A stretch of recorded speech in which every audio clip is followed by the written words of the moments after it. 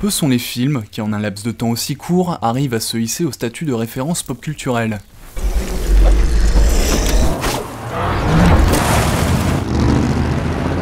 On pourrait imputer ce statut culte à l'univers complètement déjanté et bourré de détails du film, à sa structure originale de fuite en avant et retour au point de départ, ou encore à son message féministe. Mais personnellement, je pense que ce qui fait qu'on apprécie autant décortiquer tous ces aspects, c'en est un dernier. L'efficacité des scènes d'action. Chaque année, des dizaines de blockbusters testostéronés sortent. Mais qu'est-ce qui distingue les courses-poursuites de Mad Max Fury Road du reste de ce qui se fait dans l'industrie ?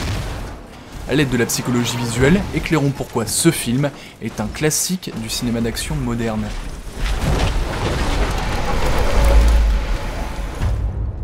Alfred Hitchcock said it best when he says, you try to make movies where they don't have to read the subtitles in Japan. Vous l'avez sûrement remarqué, dans Mad Max Fury Road, la narration passe par les visuels. Ainsi, quand le réalisateur veut nous communiquer une information, cette dernière est transmise non pas par les dialogues, mais par les accessoires, la composition et les choix de cadrage. And the idea was, just with one image, one prop, you can tell a lot of story. C'est en cela que l'on peut dire de Mad Max Fury Road que c'est un film très cinématographique. Le long métrage use des spécificités du médium cinéma pour raconter son histoire. Contrairement à d'autres œuvres où les acteurs se contentent de discuter en plan fixe, Fury Road fait agir ses interprètes et les cadre en conséquence. The telling of the kill switches, a look, a point of trust, the giving of a rifle, another step forward in trust, so it's all there, all in action. La plus-value de cette approche minimaliste est que notre œil ne s'ennuie jamais, étant donné que la narration passe par le mouvement. Avec cette idée en tête, faire de son film une énorme course-poursuite est un moyen simple et efficace de garder notre regard stimulé. Pour ce faire, George Miller filme sa traque du point de vue des véhicules. Sa caméra est presque toujours embarquée sur un bolide en mouvement. Les seules exceptions, caméra fixe au sol, se justifiant afin d'emphaser les moments clés. Alors, ça peut paraître évident, mais précisons-le tout de même, cette sensation de mouvement est due à la texture de la route. Le défilement des aspérités nous fait comprendre que de la distance est parcourue. Si le réalisateur avait choisi un fond plus uniforme comme dans cette séquence de Mission Impossible, on n'aurait pas eu de point de repère, et donc pas l'impression d'avancer. En plus de l'arrière-plan qui bouge continuellement, il faut aussi noter les tremblements de la caméra, ces derniers ajoutant grandement à notre immersion. Ainsi, peu importe le cadrage, même le plus anodin, il y a toujours une partie de l'écran en mouvement, insufflant du dynamisme dans l'image. Et puisqu'on en parle, posons-nous la question. Qu'est-ce qui fait qu'un plan est ressenti comme dynamique ? Eh bien, pour estimer ça, il faut s'intéresser à son flux optique. En gros, la quantité et la rapidité du mouvement qu'il contient. Ainsi, plus une prise de vue a de flux optique, plus elle semblera dynamique pour le spectateur. Partant de là, quel type de prise de vue crée le plus de quantité de mouvement ? Eh bien, pour une même vitesse, les déplacements latéraux, gauche-droite, haut-bas, en relation à une scène fixe, génèrent plus de flux optique que les déplacements en profondeur, avant-arrière. Ce qui peut être formulé en disant que la parallaxe, c'est-à-dire le déplacement apparent des objets, a bien plus d'amplitude dans le premier cas que dans le second. Avec ça en tête, lorsque George Miller filme des voitures qui se déplacent dans le même sens que la caméra, il fait presque toujours en sorte qu'appareils de capture et véhicules aient des vitesses différentes. Autrement dit, l'un est toujours plus rapide que l'autre. Car si la caméra et la voiture ont la même vitesse, alors la voiture ne se déplace pas sur la surface de l'écran, et ne génère donc pas de flux optique. Dû à leur faible quantité de mouvement, le réalisateur applique cette technique en particulier sur les plans frontaux. Ainsi, vous devez faire attention à deux choses, le mouvement de votre caméra et le mouvement de l'objet que vous filmez. Si les deux vont dans le même sens, vous déphasez les vitesses. S'ils vont dans des sens opposés, eh bien super, c'est une des configurations qui crée le plus de flux optique. Et n'oubliez pas que déplacements frontaux et latéraux sont des cas particuliers. Vous avez aussi toute une gamme de déplacements diagonaux qui mélangent les deux types de mouvements, et qui d'ailleurs occupent la majorité du temps d'écran de Fury Road. Le tout est de constamment se demander comment bouger l'appareil de capture et l'objet en mouvement afin d'obtenir le plus de déplacements possible sur la surface de l'écran. Soit dit en passant, un moyen alternatif d'obtenir plus de flux optique consiste à augmenter la vitesse du mouvement contenu dans le plan.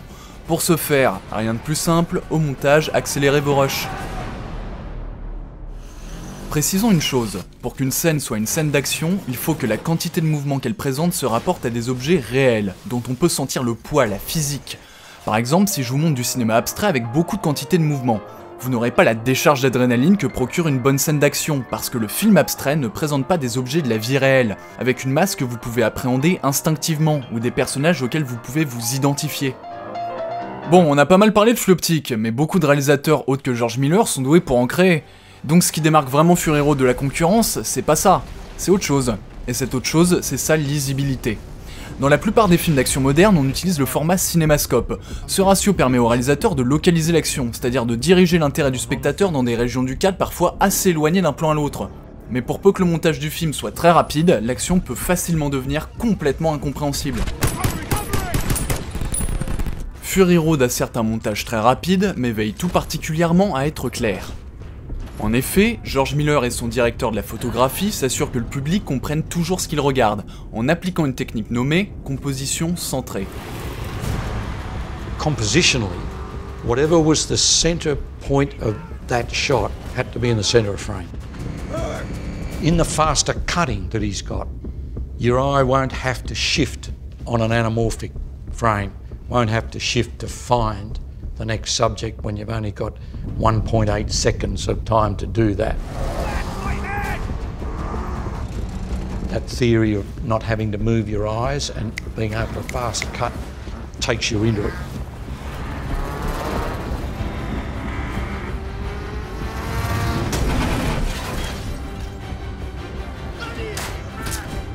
And that is basically the whole of the film. Comme son nom l'indique, la composition centrée consiste à placer le ou les éléments importants du plan au milieu du cadre.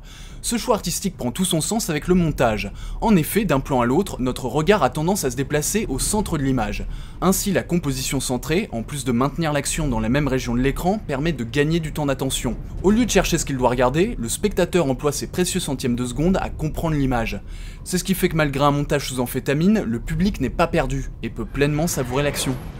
Where George is wonderful, I think, is that he won't let any shot become gratuitous. I think as a lot of people are doing these days, where on an action scene they might throw in some whip pan blurs just to sort of give it energy, but you don't know what's happening. George won't do that. Every shot has to pay its way and every shot has to count.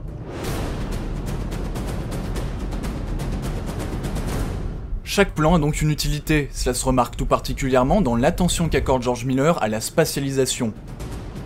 So I was very, very careful to have a film which is, you know, a continuous chase and make sure that the audience knew where they were at any moment. You really respect the geography so it just doesn't become a blur of noise and movement. Prenons l'exemple de cette séquence où le camion est d'abord attaqué sur la gauche, puis sur la droite. Pour éviter de nous perdre spatialement, le réalisateur prend le temps de cadrer l'avant du véhicule, plutôt reconnaissable, puis de faire se déplacer la caméra de la gauche vers la droite, pour bien nous faire comprendre que l'action change de côté dans le reste de la scène. Cette attention accordée à la clarté des visuels était tellement forte qu'elle a influencé tous les aspects de la production. From the original drawings of the War Boys, they were much more decorated, and we kept on paring it down. That was one thing I learnt about this movie. As time went on, you know, it was simplify, because it's a very spare world. You don't want to create visual noise, and knowing that the movie was going to play so super fast, colours were muted. Look at it, the brightest costume is the Doof Warriors, and so on and so on. Et une fois que votre film est lisible, il ne vous reste plus qu'à emphaser les moments clés, tels qu'une explosion à laquelle on ajoute un ralenti pour savourer le visuel et un mouvement de caméra qui accentue la puissance de la déflagration. Le cinéma d'action est un genre qui requiert un grand talent de réalisation. Ici, l'efficacité est de mise, car le verdict est simple, adrénaline ou pas. Mad Max Fury Road est exemplaire de ce point de vue-là. Sur la base de quelques techniques et contraintes de cadrage, ce film démontre qu'on peut produire une expérience immersive, car le tout n'est pas de filmer des choses spectaculaires, mais de filmer de façon spectaculaire les choses. En la matière, les maîtres mots sont rapidité et lisibilité. L'intellectualisation n'arrive qu'après, une fois que les 2 heures qui vous ont saisi aux tripes viennent se ponctuer par un écran noir. J'espère que cette vidéo vous a plu. Je tiens à rappeler que j'ai pas de formation en psychologie visuelle et cognitive. Mes vidéos relèvent plus de l'essai dans lequel je tente de débroussailler une problématique de façon à avoir une approche un peu plus rigoureuse des œuvres artistiques. Donc voilà, j'essaie d'avoir des références scientifiques, mais je peux me tromper. Par exemple, j'ai piqué le concept de flux optique et la psychologie visuelle, et c'est une notion qui est particulièrement utilisée en recherche en intelligence artificielle et compression vidéo. Donc voilà, je suis allé faire ma tambouille avec quelques articles scientifiques que j'ai trouvés sur la question.